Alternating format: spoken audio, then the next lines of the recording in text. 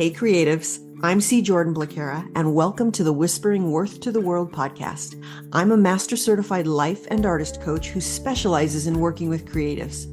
This is where I share what I would tell my younger self if I could, what I've learned about the art of being human, about our inherent divine equality, and how it all relates to navigating our creative expression in the world.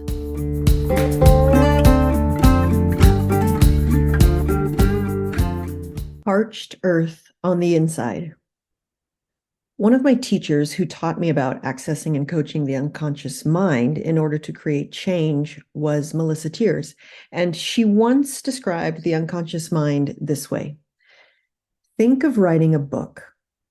The unconscious mind is so far ahead of the conscious mind. The unconscious mind knows the outline of the book, the table of contents of the book. It has written all the chapters. It has created the cover, found the publisher, and actually published the book. The book is done. And then the conscious mind goes, I think I have an idea for a book. The conscious mind is so far behind what the unconscious mind already knows. And I think this might explain an experience I had a few years ago.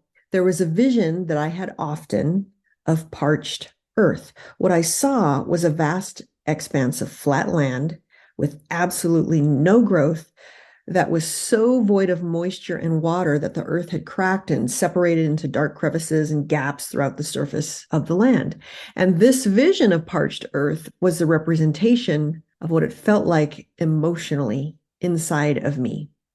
Dry, cracked, inhospitable, brutal conditions for living things, especially humans, as there was no life-giving water anywhere to be found. Metaphorically, it was a perfect symbol of my internal experience. Because inside my own mind, if I encountered frustration, disappointment, shame, or any array of negative emotions, my internal voice was quite harsh. Don't be such a baby. Quit whining. What's wrong with you? Get over it already. I don't have time for this right now. You being disappointed or disheartened is pretty inconvenient. Why are you bothered by this anyway? You shouldn't be. Just get on with it. Geez, don't be so petty. I just need you to friggin' do what I want you to do, to produce, to not complain, and just get things done. Too bad if you don't feel like it. There was no compassion, no caring, pretty brutal. As I said, parched earth was the perfect symbol for that experience. This vision was with me for a couple years until something changed. Matt Kahn, in his book, Whatever Arises, Love That, taught me the idea of treating myself as I would treat a child in pain. And believe me, there was a wide gulf between how I would treat myself versus a child in pain, as you can probably tell, given the flavor flav of my internal monologue. As opposed to how I treated myself, the minute I imagine not only a child, but a child who is in pain and feeling hurt, disappointed, frustrated, or sad, my heart softens. My compassion moves immediately to the foreground where I want to flow it toward the child. I want to meet that child in their pain and let them know I understand. I don't resist their feelings. I don't say, no, don't feel that way. I wouldn't want to give them the impression that something is wrong with them if they do feel that way.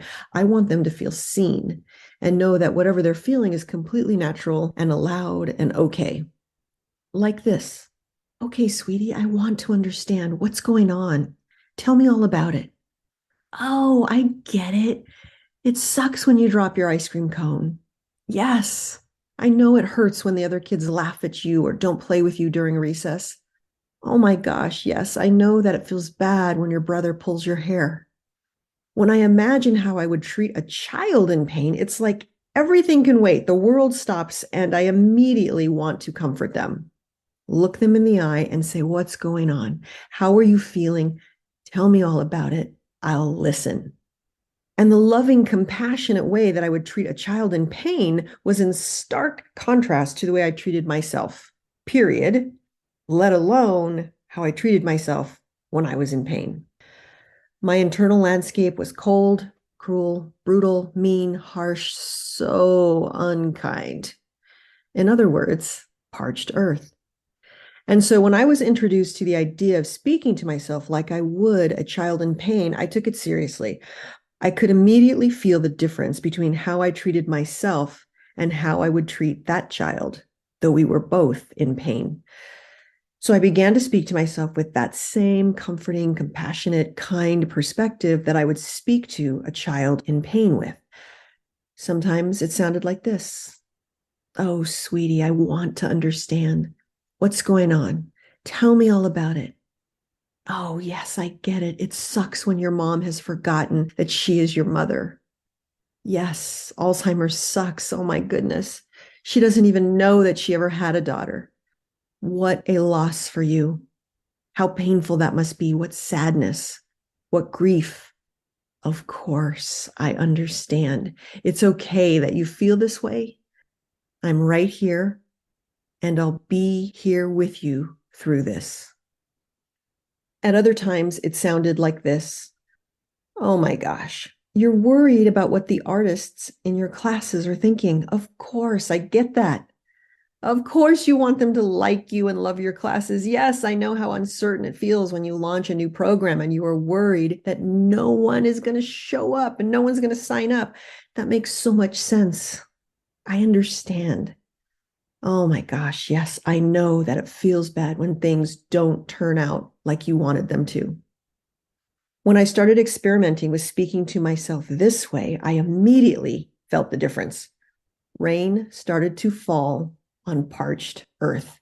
I began to see the thinnest sheet of water begin to slowly move over the surface of my internal cracked earth, beginning to seep down into the dark cracks in the earth's surface. Over time, that vision that I once had of vast parched earth, an internal death valley, if you will, that image began to change even further.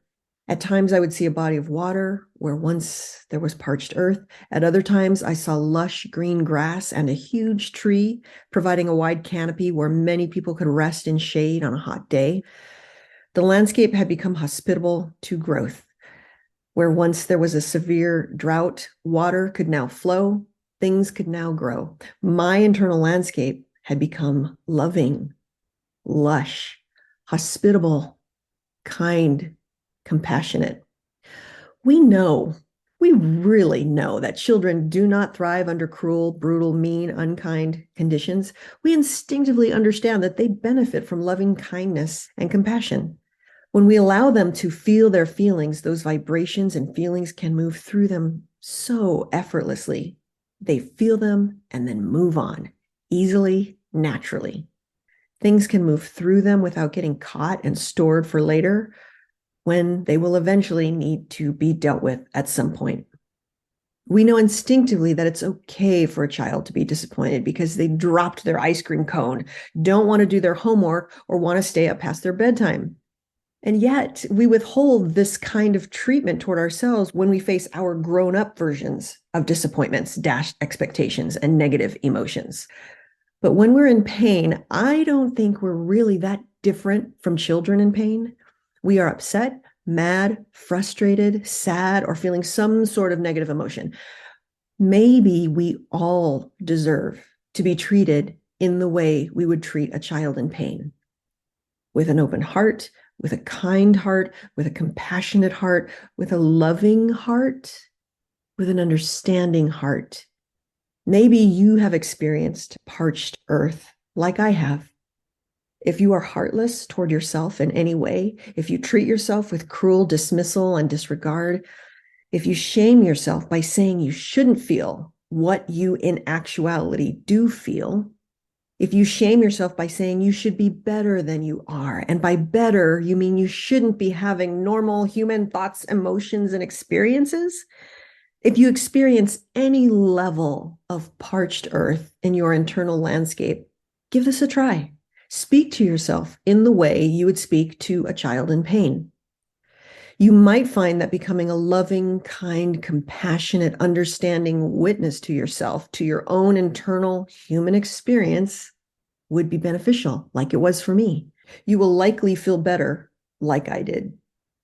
Now, you may not experience less pain, but you might likely reduce the amount of optional suffering you are creating in addition to that original pain, like I did.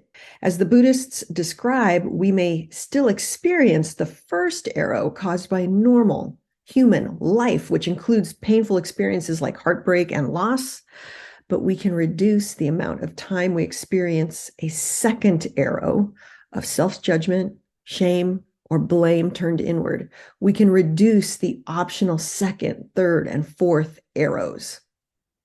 Treating myself like I would treat a child in pain became one of my antidotes to parched earth, and it came just in time. It coincided with my mom's Alzheimer's journey and her completely losing the memory of ever having had a daughter. I was in the midst of losing my mother and being, quote unquote, seen and known as a daughter by her own mother. Just as I, quote unquote, lost my mother, who no longer had any capacity to comfort her daughter who was in pain, I developed my own internal ability to provide a loving, quote unquote, motherly, kind, compassionate internal landscape. I could offer myself the treatment I had once hoped to find from my mother when she was still capable of compassion and empathy. I would offer myself the treatment I would hope to receive from a friend. I would finally take up the mantle of being my own internal best friend. After all, I am the person I live with 24/7.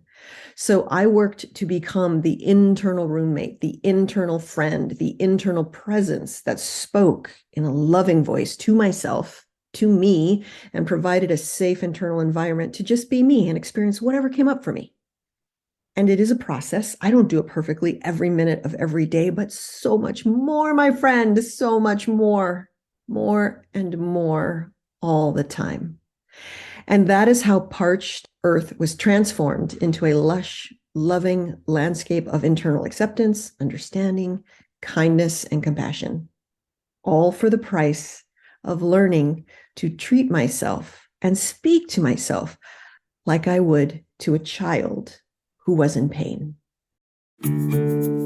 Hey creatives, want to learn more? Go to www.createanyway.today/about.